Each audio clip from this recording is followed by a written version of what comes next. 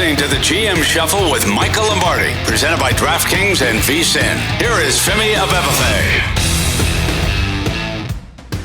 Welcome to another edition of the GM Shuffle with Michael Lombardi, presented by DraftKings and VSiN. I'm your host, Femi Abebefe. As always, make sure to subscribe, rate, and review wherever you get your podcast. Our producer, Elliot Bowman, with us on the ones and twos. Michael, what a time of year this is. We got the tournament that's about to get underway. I think for those who are listening right now, the tournament is probably already in progress. We got Pro Day season officially. USC Pro Day was where all the NFL folks were at. We had Ohio State Pro Day yesterday, Texas as well, and we'll get some other fun quarterback Pro Days that are coming up in the coming weeks here. But how we doing today here on this March 21st here? Spring has finally arrived. I don't know if it's arrived because it's freezing cold in this goddamn city of Ocean City. The wind's coming off the ocean. It constantly reminds me of why when I turned 17 and could get a driver's license, I took that bike that I used to ride all over this island and put it in the trash because it was enough of that wind. The wind would come in this direction, it'd come in that direction, and I got the wind going to school today. No, you don't. It changes. No, and then you got the wind going home. No, you don't. It changed. So March is such a weird month, but I love it. Don't you love the tournament? I love the stories the tournament brings out, the narrative. The Munson story at Long Beach State, Dan Munson. I mean, incredible, right? The games, how they're played, and the reminder of, for me, as somebody who values leadership, studies leadership, I think it gives you a portrait into understanding how to play a specific game and win that game. That's a big Parcells thing, right? Mickey Corcoran, his high school coach, told him that, Bill, there's always a way to win a game. It's your job to figure it out. And I think basketball coaches do a better job of altering the style of play, not their offense or the defense, but their style. You hear them all the time say, well, if this game's in the 50s, we win. If this game's in the 80s, we'll get beat. I think they do that well, and it's something to learn and take into the football world because every game requires a unique style to play to win. So that's what I like most about it. And, you're out there in Vegas. I mean, the last 4 minutes of these games where people have action on both sides is just so good to watch, isn't it? It's incredible. I mean, you're talking about the last 4 minutes. How about the first 4 minutes where people are betting the first to 10, the first to 15? They're betting everything across the board here in Vegas. And just walking in today to the Circa, it's where I do the podcast here in our Circa studio. There's energy. And usually I come in, it's 6:50, 7 o'clock in the morning. You know how it is. You've been here. It's a little bit quiet and some stragglers at the craps table or something like that. But it's more often than not, it's quiet. But today, folks are in there. They're live. They're already lined up at the window, getting their bets in. There's energy as we're a couple hours away from tip-off to the start of the tournament.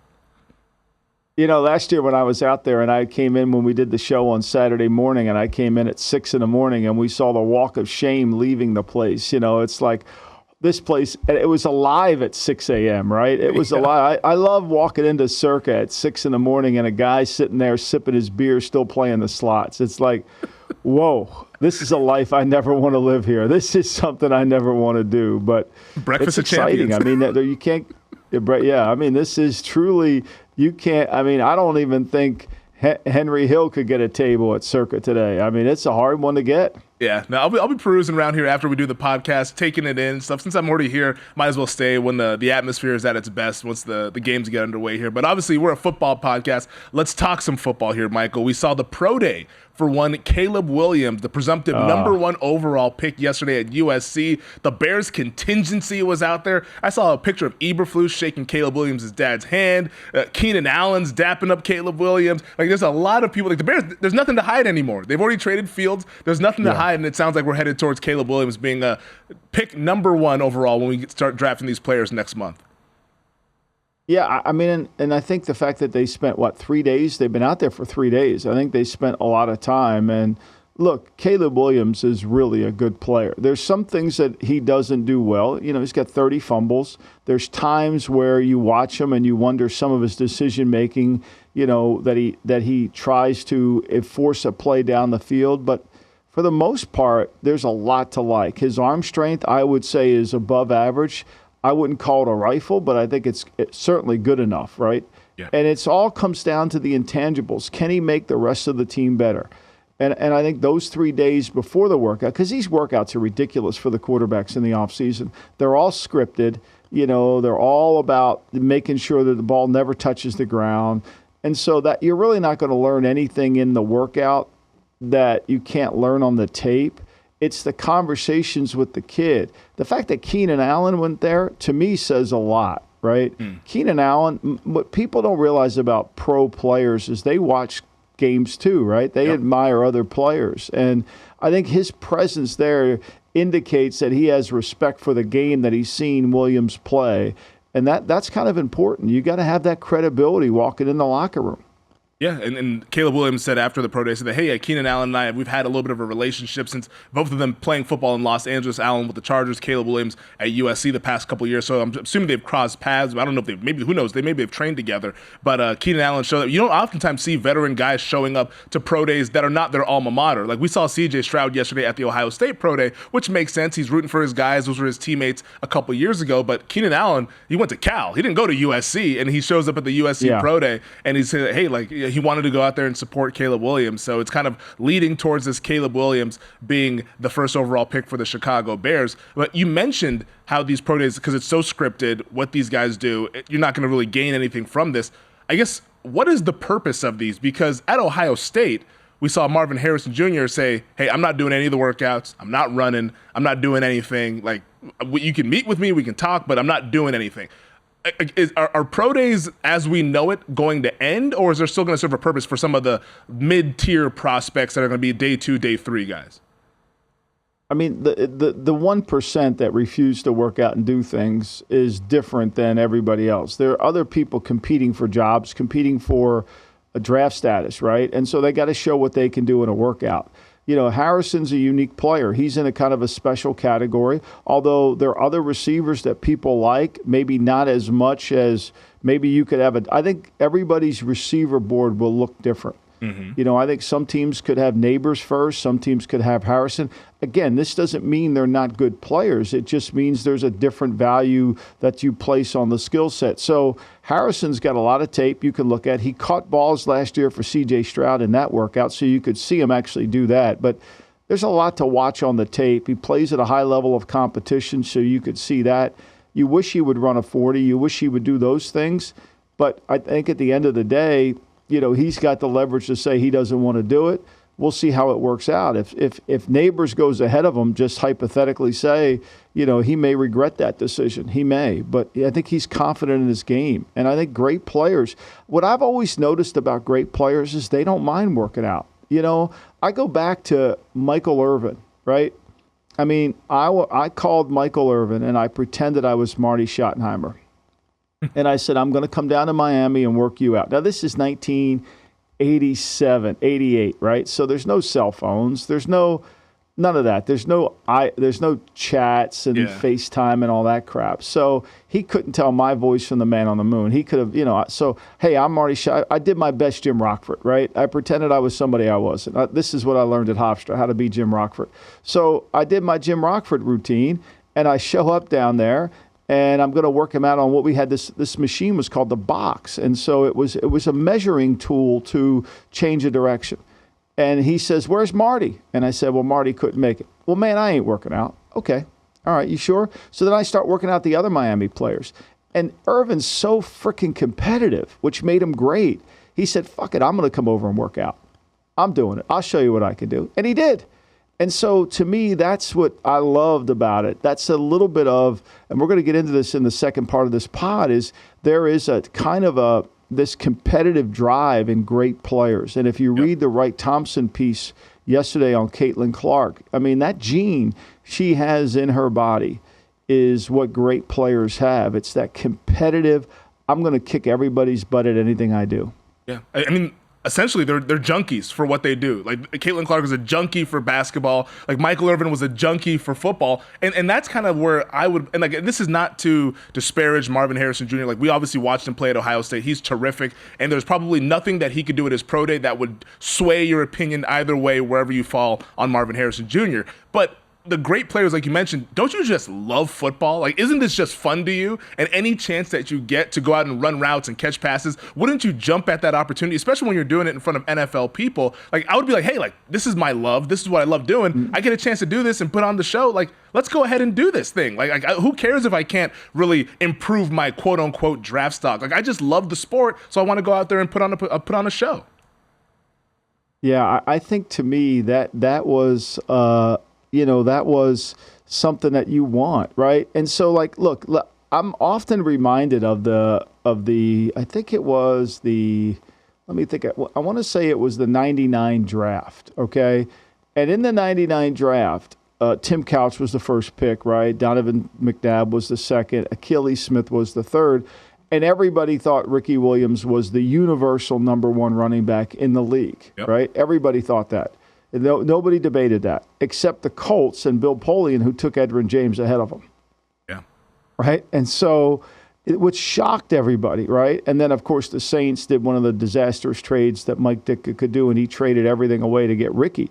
But the reason they did that was James fit their offense better in the passing game. He was more adaptable to what they wanted to do with Peyton and how they spread the field as opposed to Ricky. And I think it took everybody by surprise. It didn't take people in the league by surprise because I think everybody's running back board had it a little bit different, right? Some might have had Ricky, some might have had Edgerrin. And I think that's the receiver board. Now, will that change where Harrison gets drafted? I doubt it. But Neighbors is a really good player, and I think there's people who are going to give him a lot of attention. And I think Harrison's a really good player. But my point here is sometimes you just don't know where the boards line up. Would the workout move them a little bit up? Probably if he did it. Yeah, sure. Yeah. I remember being a kid watching that draft. They're like, we'd all seen college football that season. Ricky Williams wins the Heisman Trophy at Texas. Like, he's the best running back in the country. The Eagles fans were booing the Donovan McNabb pick because they wanted Ricky Williams at 2. Oh, yeah. They were booing that pick. They said, why didn't we draft Ricky? And then Edgerrin James, I'm like, wait, what? Edgerrin James? Because I didn't watch that much Miami at the time. I was surprised, but obviously he went on to have a Hall of Fame career. Ricky Williams is a really good running back, didn't quite make the Hall of Fame, but it's fascinating, I think, the decision to work out or not work out. In Harrison's defense, he said, I guess, according to Albert Breer, who tweeted this out yesterday, he asked the 9 teams that he met with in Indianapolis at the Combine if they needed to see anything at the Pro Day. They all said no, so he was like, all right, well, if they don't need to see anything, I'm going to go ahead and stand on my film, and maybe I'll just do some individual stuff for the visits. But, yeah, I don't know. It raises some eyebrows to me, especially when you don't want to. I find that hard to believe 9 teams said no. I find it hard to believe 9 teams said no way workout. I find that, Let's talk about it more on the other side. Lion season. Cover your ass season next here on GM Shuffle. You're listening to the GM Shuffle with Michael Lombardi, presented by DraftKings and VSiN. Here is Femi Abebefe. So, Michael, you're calling BS on this story of 9 teams all saying no. We don't need to see you work out. We'll just watch some Big Ten Network footage of Marvin Harrison Jr. Why are you skeptical of that? Everybody wants to watch you work out. That's what I figured. Because everybody wants to watch you work out. We all want to see it, right? I'm not saying we got to. I agree that we have abused the workouts, right? I agree with the player's point of view on that. This constant, if you work out at the Combine, now we got to come work you out again. We've abused it. There's no question we've abused that. And I agree, one for all and all for one. That I understand. It's like the reason we're in this mess in player development in the league is because we abused the off-season program to where we worked the players so much they got CBA rights within the new CBA, and that eliminated the off-seasons. I get that, and I understand it. But to me, you never turn down an opportunity to watch a great player work out. Never, because he teaches you something. He teaches you something. You can see, one of the things that Al Davis was obsessed about when it came to receivers was, just say you're a wide receiver and you line up on the right side of the formation, okay, to the defensive left to the right side, and you run a curl pattern, which is you go 12 yards and you curl back in. Davis was obsessed with that left hand. Where was the left hand when you pivoted? Okay, was it tucked close to your body? Was it not moving very much? Did you have incredible body control? Because if it's flinging all around and you can't, and you have to, it's like you're waving to the defender, I'm turning here, right? I'm turning here, and the defender reads it. And so that's all the little details that you want to kind of see within the workout that you would love to. And Harrison, you can see it on tape. He's got really tight hands to his body, and his hands are outstanding, but you still never turn it down. Like, I find it hard. Look, you can't get 9 NFL teams to agree on instant replay. You can't get 9 NFL teams to agree on, what is pass interference. You're going to get 9 to agree that Marvin, no, don't work out, Marvin, no big deal. That's a bad precedent to set, because what becomes 1 might be 3 next year. Now, we all understand that, the competitive fire that burns within helps people that work out. But to me, I think I just don't understand. I'm not saying Albert's lying. I just don't believe it. Yeah. I don't believe whoever's telling him that stuff. I think it's something's going on there. And like I said, this is not to disparage Marvin Harrison Jr. I'm sure he's going to have a terrific career. But I see Kool-Aid McKinstry, the Alabama cornerback, who has a Jones fracture and is about to have surgery next week, running the 40 at the Alabama Pro Day. I'm like, hey, like that. You see that, and then you see that it raises some eyebrows, at least for me, when I'm looking at some of these prospects. Or not to call out his character or anything like that, but I'm just like, hey, like if you're a great player, don't you just love ball? Like if you love ball, go out there and perform. That was our whole spiel during the combine when the quarterbacks weren't throwing, and I was talking about how C.J. Stroud and Richardson and Levis, those guys threw last year, and we saw Penix and Nix throw this year. It's like, hey, like guys who love ball, just let's go out and compete. Let's throw this thing. Let's go ahead and do it. And I don't know. Maybe it's a different generation. Maybe I'm getting old. Is what's happening here. Good point. Yeah, could be that. It is a different generation. That lends us into a whole conversation about the generation, right? And I think it lends us into the Kenny Pickett thing. I know we want to talk about some of the other quarterbacks in this draft. Let's do Pickett here. To me, that lends us into the Kenny Pickett conversation about. There's a good book coming out, and my friend Ed Smith wrote a review of it in the New Statesman. It's called The Anxious Generation.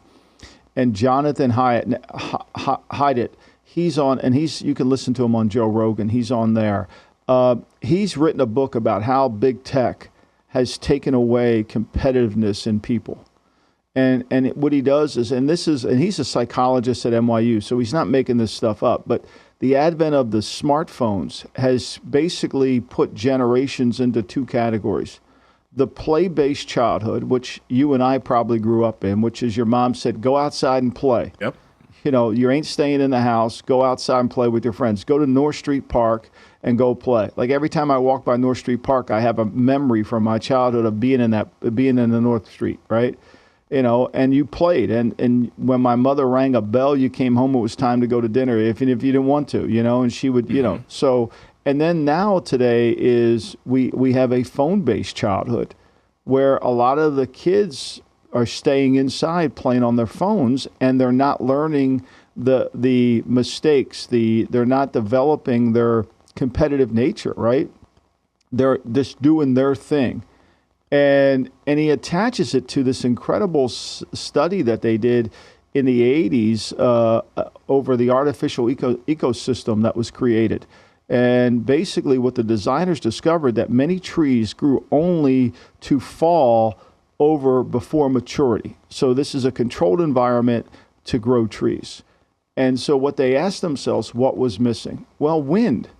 Under the stress of wind, tree roots have to grow stronger. Wood cells have to develop extra hardness, and it altered the state of stress wood. And so stress wood is the competitive nature you learn from being a childhood-based person. And when I read that Kenny Pickett feels like he did the right thing and that he doesn't want to compete, I'm like, wait a second. That's so screwed up. That goes against everything I believe in as a competitor. And for me as an Eagle, if I were on the Eagles, I would be wondering, like, is he going to compete for us, or is he going to be one of those phone-based childhood kids who's going to say, well, it's getting too hard, I got to go home now? Like, I don't understand how you go from being a competing for a starting job to settling's the key word here, to be Jalen Hurts' backup and feel like you did something really good. I mean, what do we have as quote? Yeah, we can play the soundbite right now. We have it queued up here. Here's Kenny Pickett on his exit from Pittsburgh.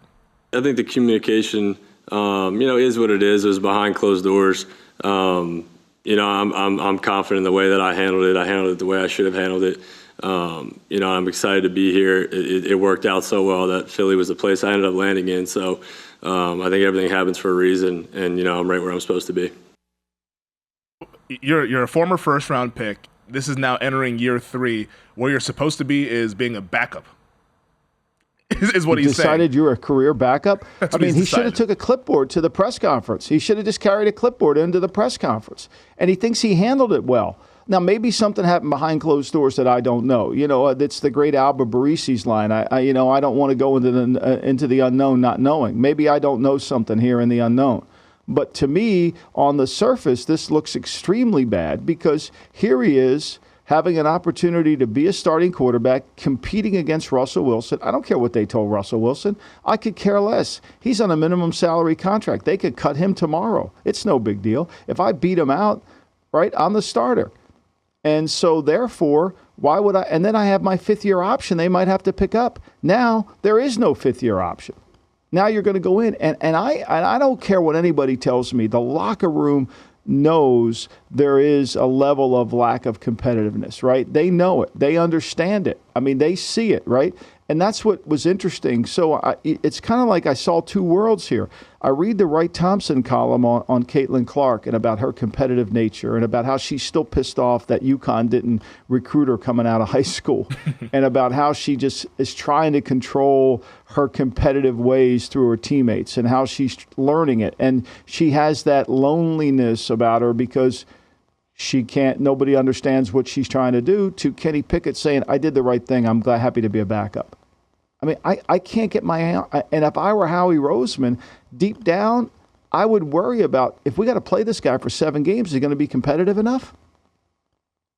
Wouldn't make you feel that good. And I'm sure where Kenny Pickett comes from with this whole thing is that he feels like he was lied to by the Pittsburgh Steelers, that he said, oh, these guys lied to me. All of a sudden now they've quote unquote recruited over me and they brought Russell Wilson in. But there's, like you said, there's two paths that you can go once that happens where you feel like you're lied to. You can either go the Kenny Pickett route of saying, get me the hell out of here, F it, I don't care, I don't want anything to do with this organization. Or you can say, well, I'm going to prove them wrong. I'm going to make them look stupid for signing Russell Wilson. I'm going to go in there in training camp, outplay this guy, and be the starting quarterback for week 1. And he chose the other path to where, I mean, I guess he felt that these guys don't value me if they're going to go ahead. And this obviously goes back to the Mason Rudolph thing with the Seattle game when Kenny Pickett was healthy enough to play, and they said, we're going to stick with Mason Rudolph. So he's like, okay, that was strike 1 for me. Now this was strike 2 and 3 or something like that. I guess is how he thinks about this. And I don't know. Maybe he thinks that he couldn't convince them. Maybe Tomlin told him that, hey, you're never going to be the starter here. But I feel like there's a way that on the field that you can make it prove these guys wrong. And if the players around you believe that, hey, Kenny's the guy, why are we playing with Russ? I think ultimately that they would go back to, since they have more sweat equity invested in Kenny Pickett, since he was their first-round pick. And like you mentioned, Russell Wilson is on a minimum contract. Yeah, I mean, to me, I'm not disputing that he may be lied to. And again, I'm just questioning the makeup, right? Now, I think when you listen to, this is what makes the tournament so much fun. When you listen to Dan Hurley talk about how he coaches, when you listen to Dan Hurley and the players, how they respond, when you listen to what Gronk said yesterday about, this ridiculous dynasty documentary that's on Apple that is completely eliminated the greatest coach of all time from having anything to do with the 6 titles. I mean, it's remarkable how you can just erase it like that. I've not watched one bit of it. I've had zillions of texts about it. I don't know how you can erase his impact on the team like the Kraft family has been able to do, but that's their right. They produce the videos, so they have every right to tell the story they want to tell. But once again, it's their story, right? So, I don't know how you can separate it. What drives players, Hurley, the players all say he made me better, right? Gronk comes out and says, look, we would have never gotten to where we were if it wasn't for him. McCourty, Rodney Harrison, all these guys are complaining now, which now it just takes, it makes it look so bad. It makes it look so bad. And I think, to me, this is where I think Kenny Pickett, he could be happy with himself, but through the lens of other competitors, I don't know if they're going to see it that way. And that's one thing to where I think for folks to understand, the person who's the leader, whoever it's the head coach or it's the boss at your job or what have you, their job is not to be your best friend. And I think that's something that a lot of people have trouble squaring up with. It's like the Barry Switzer quote that I always say all the time, hey, we're not going out for RC Colas, because it's true. Like we don't have to be best friends to be successful. And then maybe I'm sure there was times where those guys in the locker room in New England were MFing Bill and all that stuff. I'm like, man, can you believe this guy? What the hell? But eventually they see the results and say, you know what? Looking back on it, I'm glad it was that he did what he did. I'm glad he did it the way that he did it. And I'm glad that we had that success. It doesn't have to be kumbaya, you said. And to dismiss it as if he wasn't even there and gloss over it. See, you gain no credibility when you do that. You only gain credibility. It's like if I came on this pod and said we never made a mistake. Of course we make them. That's how we learn. Exactly. Exactly. That does it for us here on the DK Network. For our podcast audience, we'll keep rolling on with some of the draft stuff. But for DK Network, we'll see you guys on Monday with more from the NFL.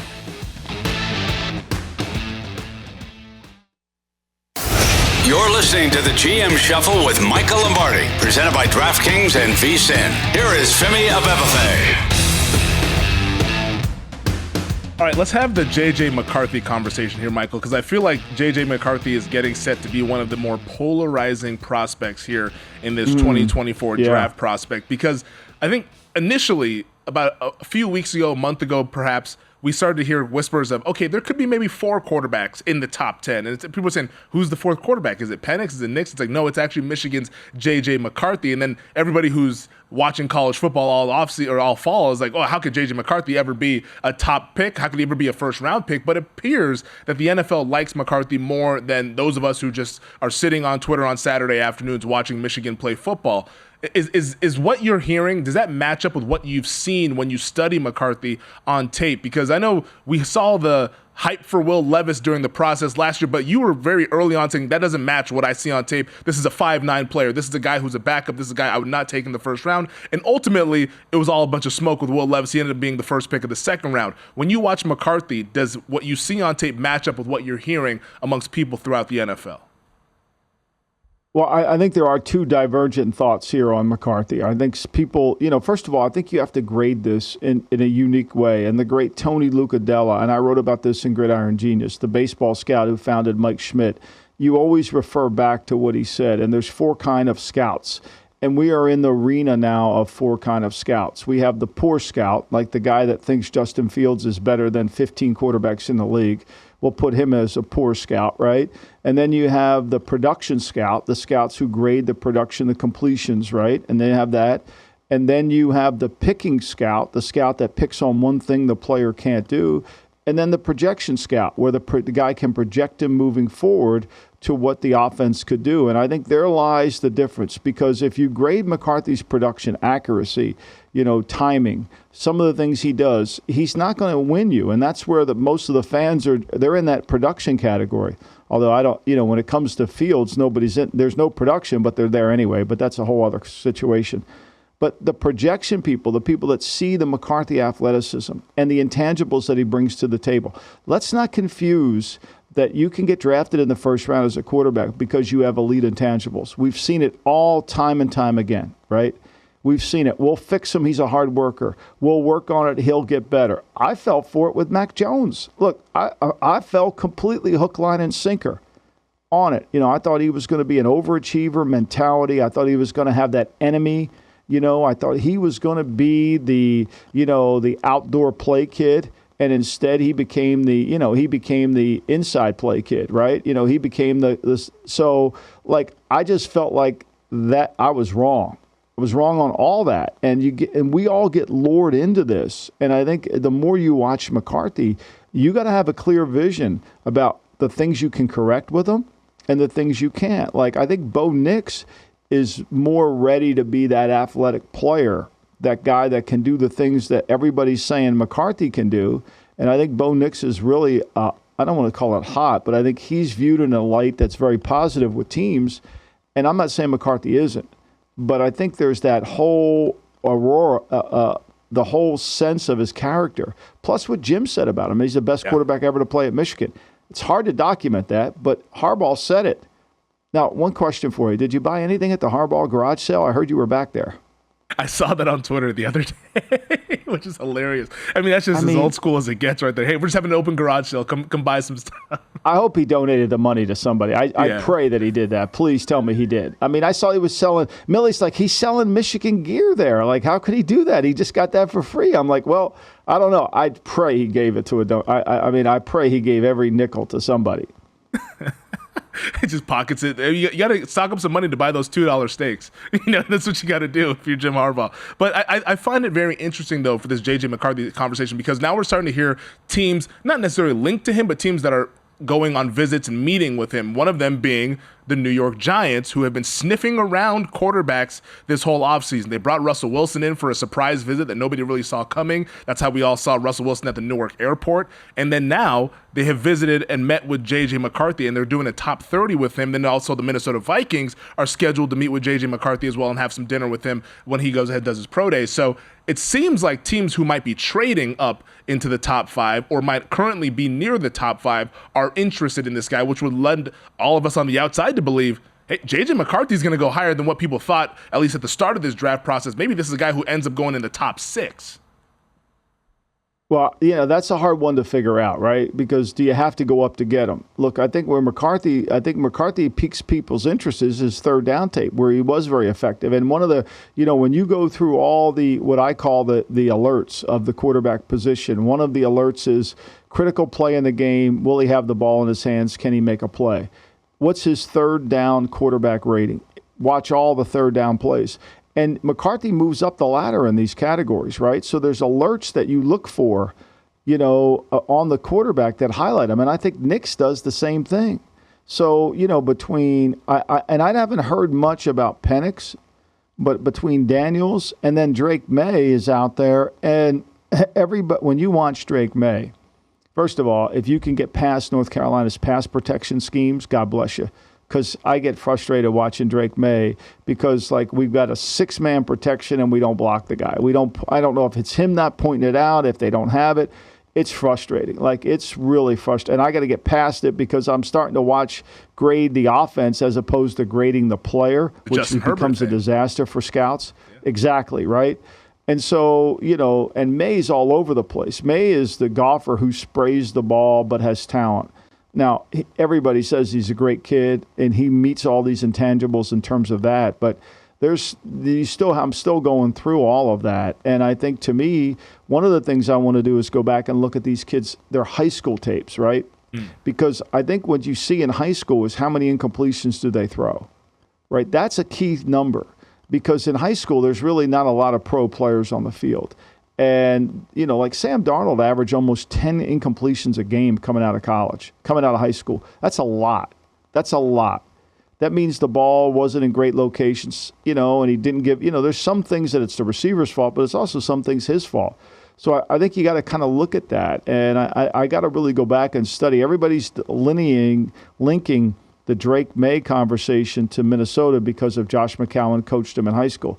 I don't know if that has anything to do with it. I could see McCarthy being somebody Minnesota was interested. I could see Bo Nix being somebody was interested in. I would think if you're from the Walsh School, which essentially these guys are from, right?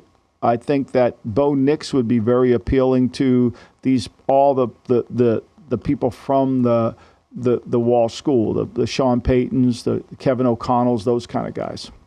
So when you go back, 2 things there, because I'm interested in the high school aspect. Do teams do that a lot for prospects, or is it just at the quarterback position that they go back and watch some of that high school tape? But then on the Bo Nix part of it, because the knock on Bo Nix, as somebody who was invested in Bo Nix, for our Lombardi Line listeners, how I felt about Bo Nix during the college football season, but people knocked him for being a check down artist. Look at the yards per completion, yards per attempt. It's lower. It's 7.5, 8, which is low for college football standards. He wasn't necessarily pushing the ball down the field. A lot of the yardage that he acquired was from yards after the catch. Is that something that, how do you sort of, decipher through the tape and okay, is it the offense that was making him successful? Because what was going on in Auburn? And is this a guy that projecting forward can actually run an NFL offense and we can make explosive plays? Or is he sort of just the quote unquote game manager? How do you kind of square up all of that stuff that's surrounding Bo Nix? Well, I think you got to watch the tape and see, did he turn down a throw? Is the ball coming out? You see so many times, with Carr, he gets rid of the ball too quick to let the play develop. He's panicking. He's playing fast. When you play fast, your yards per attempt is always down, right? That's why Daniel Jones never can get the ball up the field, because he doesn't play slow. Remember, you want to be quick-minded, right? You want to be quick-minded but play slow. You want to be able to know what to do with the football, and that allows the play to develop, right? And you got to be able to not panic in the I got to get this ball out of here, I got to throw it, right? And then you're taking the check down immediately. Wait a minute, just let the play develop. Give it some time. There's no pressure. Step up in the pocket, vertically work the pocket, and throw the ball here. Now, for me, standing on the sidelines, and for you, that's a lot easier said than done. That's an innate trait that comes with playing the position.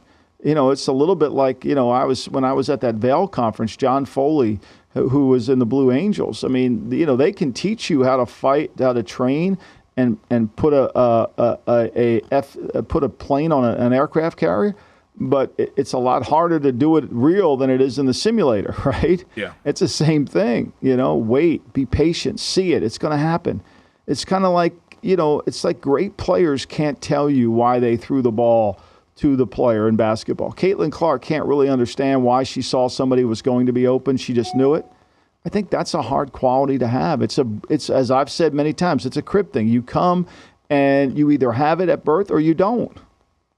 The ability to sort of process things quickly in the midst of chaos, like that's something that's sort of an innate ability. It's hard. Like you can get better at, I guess, seeing stuff by preparing and all that, but being able to just feel that stuff innately and processing. Last thing on the New York Giants, though, before we wrap up here, because I do want to ask you that. Oh, I didn't get on them. I'm sorry. I didn't. I mean, no. They've been sniffing around. So, are they taking a quarterback? How could they not be sniffing? I mean, at some point they have to come to the Jesus meeting and say Daniel's not the guy. Or else, I mean, we've been through how many coaches, how many offenses? I mean, I told Daboll when he went there, I mean, you're going to have to figure, your job when you walk in that building is to solve the quarterback. And if you wait, it could be too long. It's too long. We've all made this mistake, right? When Norv came into the Raiders, we'll bring Rich back or we'll sign Kerry. No, we should have drafted a quarterback, right? These are all messages you learn through experience, not through second guessing. It's just that all the mistakes you make in the league that you learn from, like either we fix this now or it ain't getting fixed. Like, and you could say what you want. Look, I didn't want to pick Anthony Richardson wherever the Colts did, but put Anthony Richardson in this draft. Where would he rank if he had another year? Right? Where would he rank? And at least give the Colts credit. Now, they went through a bunch of quarterbacks, but at least they picked a guy in Shane Steichen's first year, and it sets them on a trajectory. And that's probably why we're going to see quarterbacks maybe go 1, 2, 3, 4. We'll talk about the Arizona Cardinals and where they fall into this on Monday's podcast because they hold that 4th overall pick, which has been projected to Marvin Harrison for the Cardinals. But if Minnesota, if the Giants, if one of those teams comes up and says, hey, we want to get to 4 because we want to go ahead and get our guy, whether it's Jaden Daniels, if it's JJ McCarthy or Drake May, whoever, maybe the Cardinals go ahead and move down and we see quarterbacks go in the first 4 picks in the NFL draft. That does it for this edition of the GM Shuffle. Thank you to our producer, Elliot Bowman, with us on the 1s and 2s as always. Subscribe, rate, and review wherever you get your podcast. Michael, I will talk to you on Monday. Be well, man. Good luck with the tourney.